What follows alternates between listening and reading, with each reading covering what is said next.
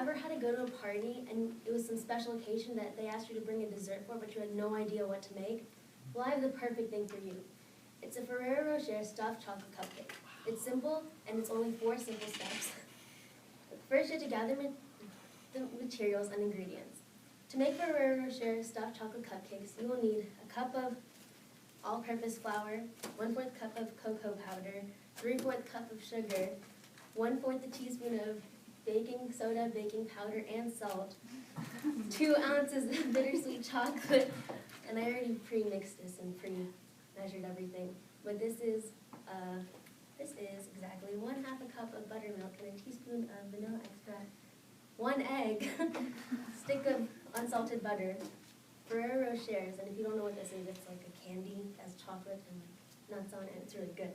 And then you need a muffin tray, and this is my temporary muffin tray, and a cupcake lining thing. Okay, so you also need some bowls, of course, and measuring cups, so to mix and make everything. Before starting to cook anything, remember to wash your hands or at least use Germ-X or something, because no one wants your germs in their food. Okay, so now that you have all your materials together, you're going to want to mix your dries because you need to make your chocolate cupcake first. So you have to add your flour into a bowl, and then you have to add your powdered chocolate, which is just cocoa powder.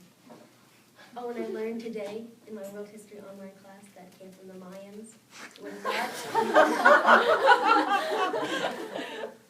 Okay. And when you're adding the salt, make sure you actually get enough, because if you add too much, it'll taste salt in your cupcakes, and that tastes kind of gross. Oh, you don't add sugar yet. So you would mix this together till it looks like this light brownish color. Yeah, and you're trying to get all the white to go away. And then you would start, that's good enough. Then you would add your stick of unsalted butter. And like Matthew said, you want this to be melted, if you remember from last week. Which it kind of did, because it was just sitting around.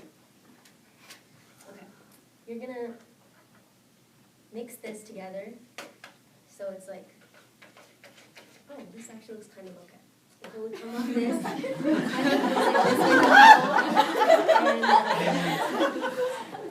that's what it should look like, a little, except off this thing.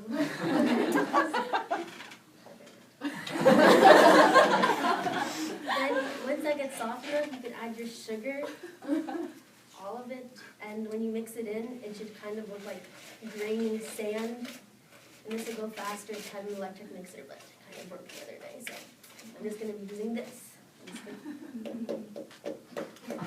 It'll take a while, but yeah. See, it's starting to look like grainy sand. It's somewhat sticky. That's what it's supposed to look like. And since I already added my buttermilk and vanilla extract together, I will not be adding my vanilla extract now. So I'll just be adding my egg. And I'm not that great at cracking eggs, so sorry if there's shells in it. And you mix it together, and you start adding your dries. You only add half at first because you don't want it to fly everywhere. And since I'm not wearing an apron, I'm trying not to get it on me, so I'll just put it towards you guys. That looks about half right. Right. So you're gonna mix that in, and it should look better than this and more like a brown kind of, not Play-Doh because Play-Doh's too rough, but it should look like batter if you ever made cake. I'm hoping most of you have, or at least bake something. It should look like normal batter, kind of like a little bit like this does.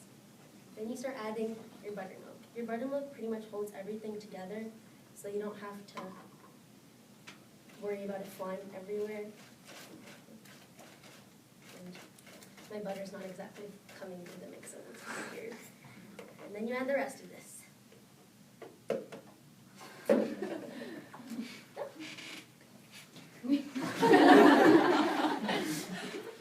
So it should look more mixed than just flying around because nothing's holding it together right now besides the buttermilk, and the eggs aren't exactly working. So let's hope this works out, guys. So you're going to want to preheat your oven while you're mixing this. That way it's ready by the time you finish, because mixing this won't take that long, especially if you're using an electric mixer. It's really helpful. And So you're already gonna have your muffin tray, and you don't have to put like Pam or anything like that because you have linings. Like Pam is like oil that you put on it, so it doesn't stick on it and you can take it out easily. For those of you who didn't know, you're gonna want to unwrap your Ferrero Rocher, and you're gonna want to place it in your cupcake lining thing. Or there's three options. You can either place it in there like this, in the center right now, and you can put your batter on top, or you can pour your batter in and stick it in there, but that leaves like a little indent in it when it bakes. Or you could bake it as a chocolate cupcake, and then you could scoop out with like a spoon or a knife. You could scoop out the top half of it and stick it in there, but that just requires more icing, and I feel like making that much icing is just take your thing, your ice cream scooper, kind of looks bad right now, but it looks better, and then you pour it on top of it. And use the spoon because it's not going to come out very easily. This one's better, but it's okay.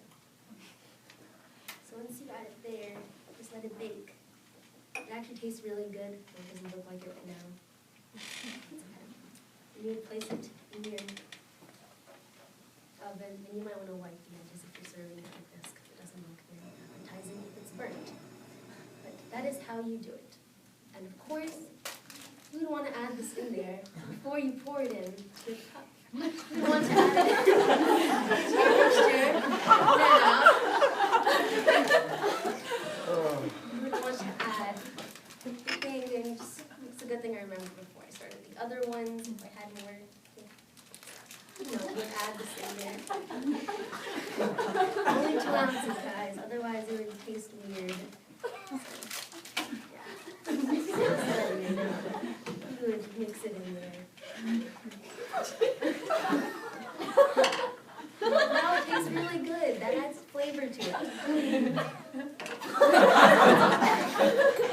But that is how you make a Ferrero Rocher stuffed chocolate cupcake. And I have samples for you guys too.